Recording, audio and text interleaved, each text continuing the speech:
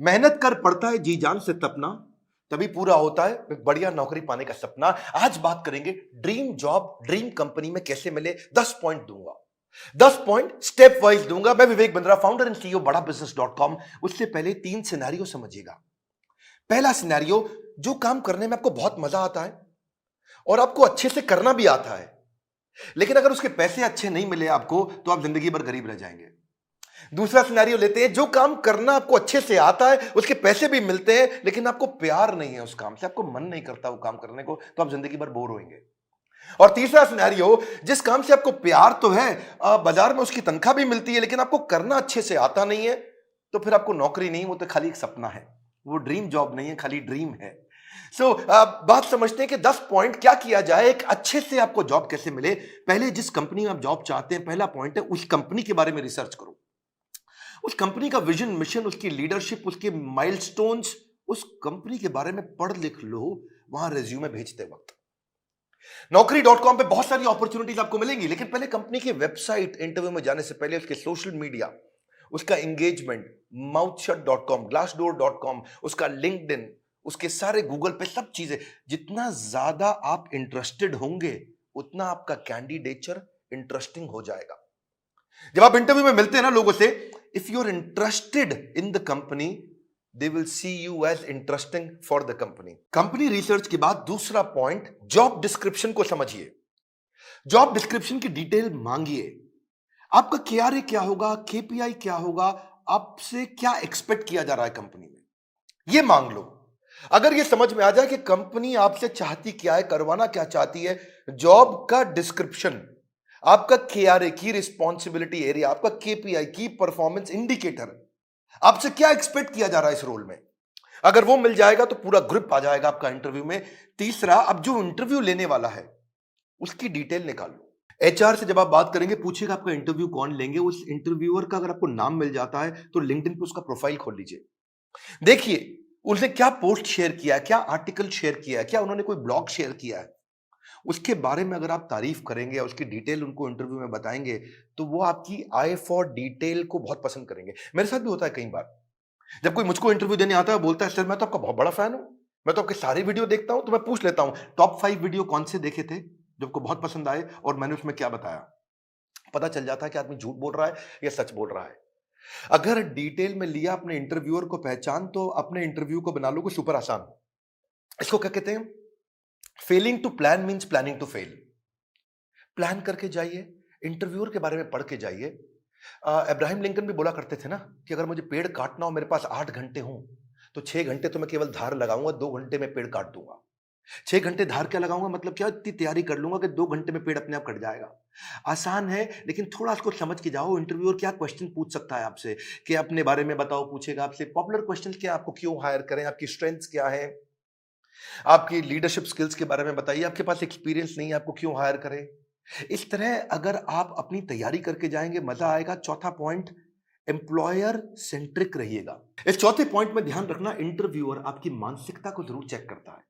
अपने आंसर्स को ऐसे कस्टमाइज करिए, आप आत्म प्रेरित, सेल्फ मोटिवेटेड दिखने चाहिए। एक एम्प्लॉय मानसिकता का होता है, एक इंट्राप्रेन्योर मानसिकता का होता है। हमारे एवरीथिंग अबाउट एंटरप्रेन्योरशिप कोर्स में हम इंट्राप्रेन्योर की बहुत बात करते हैं। एम्प्लॉय वो जो नौकरी करता है, इंट्राप्रेन्योर वो क्यों करता तो नौकरी है, पर उसका बिहेवियर ओनर जैसा होता है। वो प्रॉब्लम पे फोकस करेगा, एम्प्लॉय इंट्राप्रेन्योर एक्शंस पे फोकस करेगा।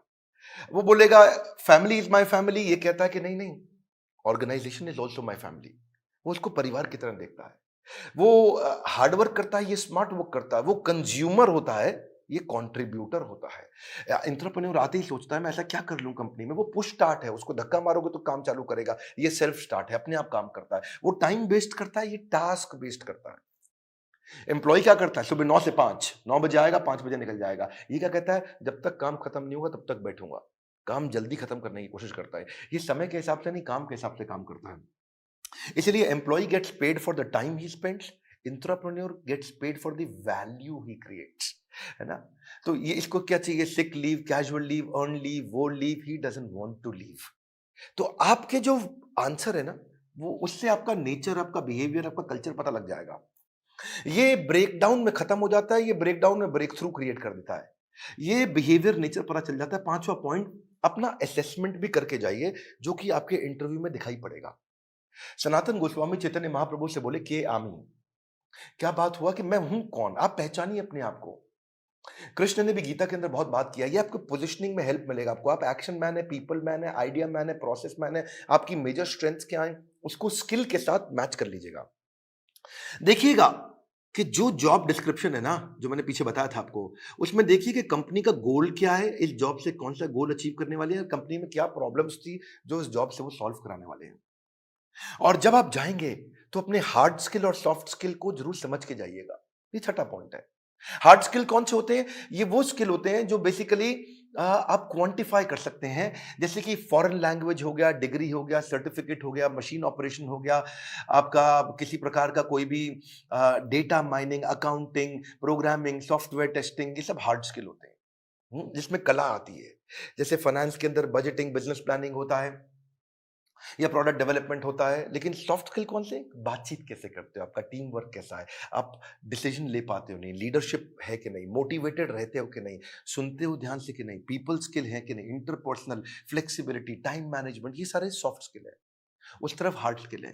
तो पहले से ही चेक करके जाइए, क्योंकि आपका see he who speaks without attentive ear is mute. क्या मतलब हुआ? जो बिना सुने बोलता रहता है, बोलता रहता है, जो बिना सुने बोलता रहता है, वो सबसे बड़ा गूंगा होता है।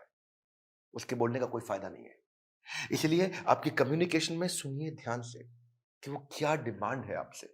इफेक्टिव कम्युनिकेशन में 20% is only what you know, 80% is how do you feel about what you know. कैसे आप उसे कम्युनिकेट करते हैं। सीधे बैठिए, हमेशा स्माइल मेंटेन करिए। ऐसा करके आराम से रिलैक्स होकर के बैठने वाला तो जमेगा नहीं ना। कॉन्फिडेंट और इंफॉर्मेटिव लगते हैं जब आप अच्छा कम्युनिकेशन और सॉफ्ट स्किल मैनेज कर पाते हैं। सातवां है, अब मौका ढूंढिए कि आप भी कोई ऐसा क्वेश्चन करें जिस क्वेश्चन से इंटरव्यूअर को लगे यार ये आदमी बुद्धिमान है। एक बात बताऊं आपको कि knowledge is having the right answer, but intelligence is asking the right question. ज्ञानी व्यक्ति के पास उत्तर होता है, पर बुद्धिमान व्यक्ति के पास प्रश्न होता है। अगर आपने कोई ऐसा प्रश्न किया जिस प्रश्न से वो बहुत इंप्रेस हो सकता है, जैसे आप उनसे पूछिए इस बारे में, इस रोल से आप कौन सी प्रॉब्लम सॉल्व करना चाह रहे हैं, इस रोल के माध्यम से आप कौन सा गोल अचीव करना चाह रहे हैं, इस रोल से आप मेरी परफॉर्मेंस को कैसे इवैल्यूएट करेंगे। कितना पावरफुल आप प्रश्न पूछते हैं, ये भी सामने वाले को इन्फ्लुएंस करता है। आठवां, सैलरी नेगोशिएशन की बात आए तो बहुत जोर मत डालिएगा। अनरियलिस्टिक सैलरी हाइक से सामने वाला समझ जाता है ये केवल पैसे के लिए नौकरी करने आया है, ये वैल्यू नहीं क्रिएट कर पाएगा।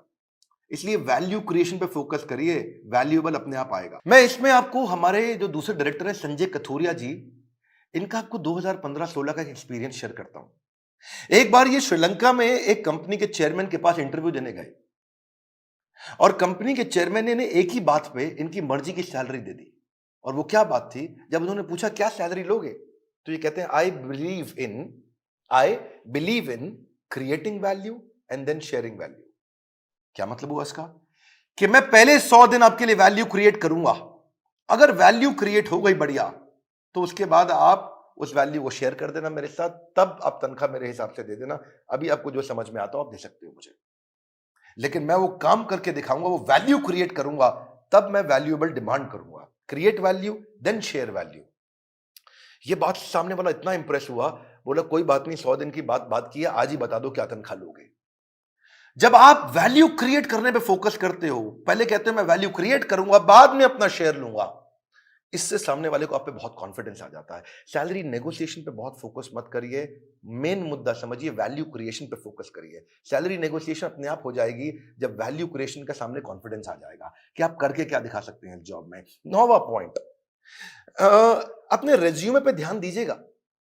ये हालांकि मैं थोड़ा पहले भी बता सकता था 9वां पॉइंट, पर ध्यान रखिए अपने लाइवली और एक्शन ओरिएंटेड वर्ड लिखिए।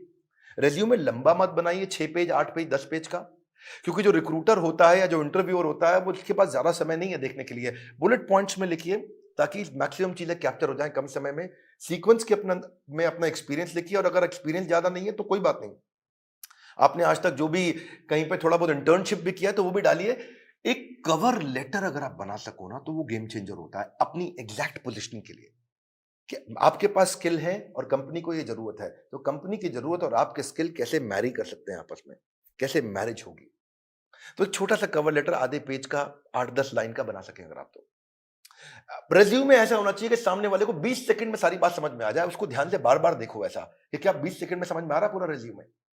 रेज्यूमे में बहुत डिटेल लिखने में सफलता नहीं है, किसी के पास टाइम नहीं है आज डिटेल में पढ़ने के लिए।